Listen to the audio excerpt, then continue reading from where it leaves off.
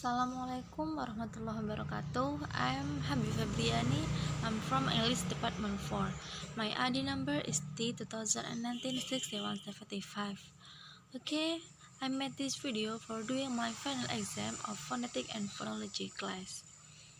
In this video, I want to explain about the role of phonology and prosodic phonology. The first is the role of phonology. The phonological rules relate the phonemic representation to the phonetic representation and are part of speakers' knowledge of the language. The phonetic transcription is therefore also an abstraction from the physical signal. It includes the non-variant phonetic aspect of the utterance and those features that remain relatively the same from speaker to speaker and from one term to another. Okay, the second is assimilation rules. Assimilation rules is a rule that makes neighboring segment more similar by copying or spreading a phonetic properly from one segment to the other.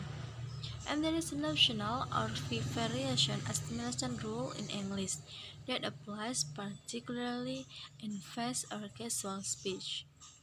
And the rule divides the nasal and liquid in words like snow is snow and slow is slow.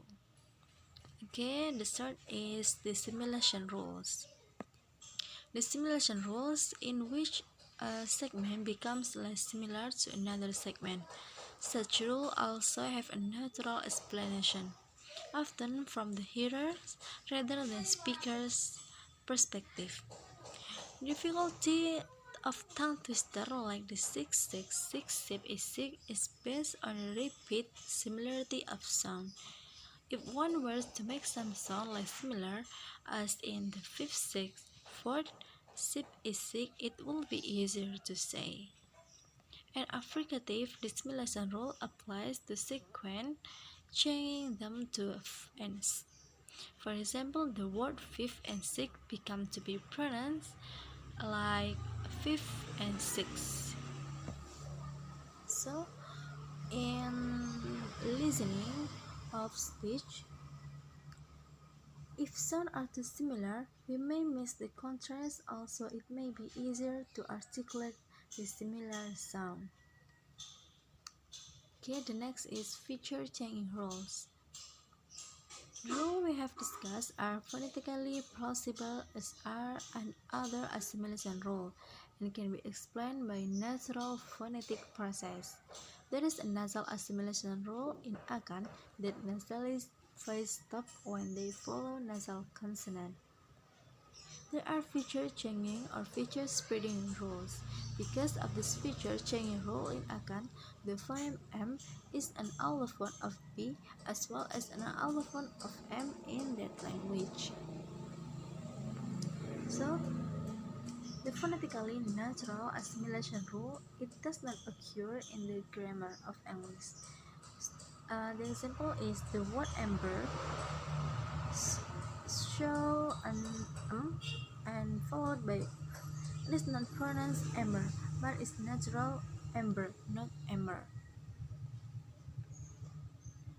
Okay, the next is feature addition rules.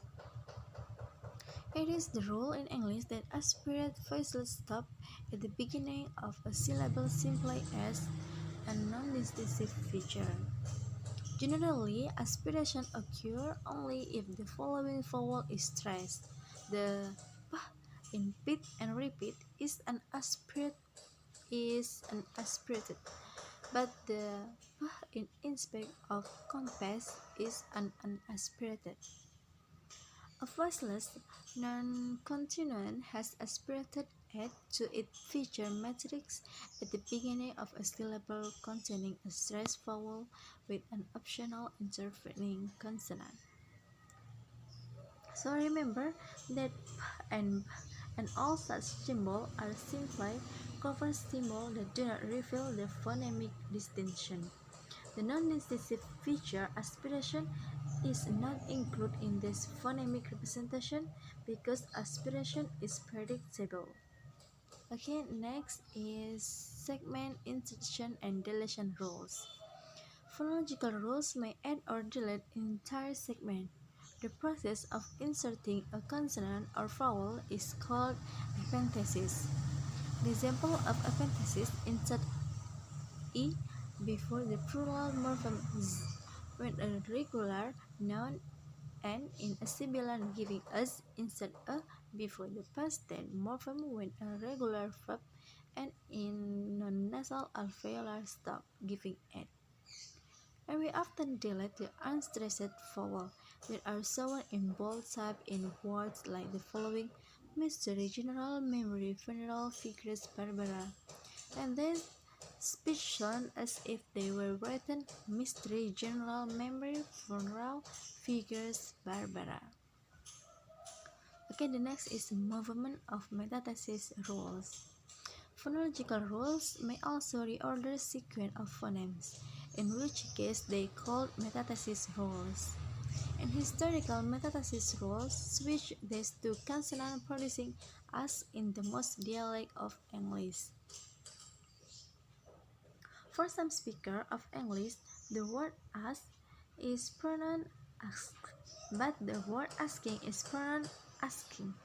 In the case metathesis rule, reorder the s and k in certain context.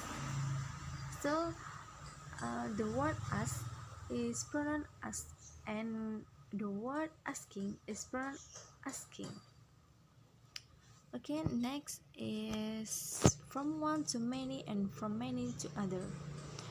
Phonological rules that relate phonemic to phonetic representation have several functions, among which the following are: function, change feature value. The example is nasal consonant assimilation rules in Akan and English. And the second is function, change feature value. The example is aspiration in English. The third is the function add new feature, and the example is G deletion before nasal in English. And the fourth is add segment. The example is qua insertion in English plural and past tense. And the fourth and the fifth is reorder segment. The example is metathesis rule relating as and as. And the next is the function of phonological rules. The function of phonological rules in grammar is to provide phonetic information necessary for the pronunciation of utterance. Okay, now we are going to the second chapter. I want to explain about prosodic phonology. Prosodic phonology is a theory of the way in which the flow of speech is organized into a finite set of phonological units. It is also, however, a theory of introduction between phonology and the component of the grammar. And there are four prosodic features. The first is syllable structure, the second is word stress, the third is sentence and phrase stress, and the fourth is intonation. Okay, now we are going to the first. Syllable structure. Syllable is commonly known to be a speech unit that is larger than a segment. There are two types of syllable. The first is open syllable, that is usually end in a vowel, and the second is closed syllable, that usually ends in one or more consonants. How we do describe syllable structure? The first is canonical syllable structure. It is a schema that accounts for all the syllables in language in terms of possible consonant and vowel sequence permit, written in terms of the generic symbol C for consonant and V for vowel. The example is go. The G is C and the O is V. The second is height, and the third is it, and the fourth is ball. That is CVC, and it is VC, and height is CV. The next is tripartite structure.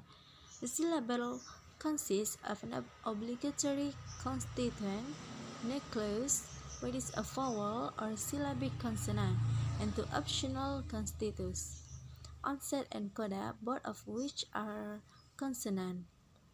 Go. The example is go.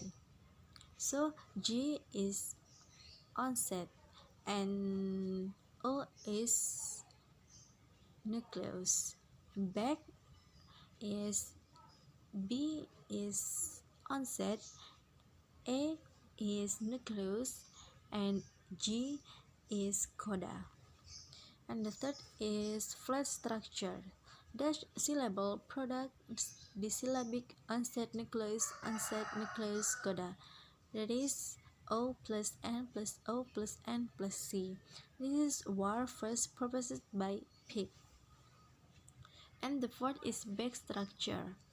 Onset rhyme nucleus coda or CVC thus proposed a binary structure of the syllable as constituted by two constituent onset and rhyme. And rhyme in turn was seen as constituted of the nucleus canonical. And the fifth is sitting structure. C is syllable sit, O plus N plus C, O plus N plus C.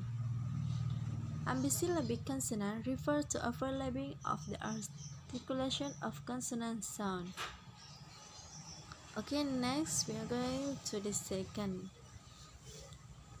Word stress. Word stress is the rhyme of language. Stress of the relative emphasis that may be given to certain syllable in a word, or to certain word in phrase or certain. Stressed syllables are louder than non-stressed syllables. Also, they are longer and have higher pitch. It also helps us distinguish word from noun to verb. There are four general rules about word stress. The first is stress the first syllable of most two-syllable noun. The example is climate and knowledge. And most two-syllable adjective is flippant and spacious. Second is stress the last syllable of most two-syllable verb. The example is require and decide. The third is stress the second to last syllable of. The example is word that end in and is aesthetic, geographic, and word ending in tion, extension, and retribution. And the fourth is stress the third from last syllable of word that end in C, T, P, and G. The example is democracy, uncertainty, and geography. Okay, next is sentence and phrase stress.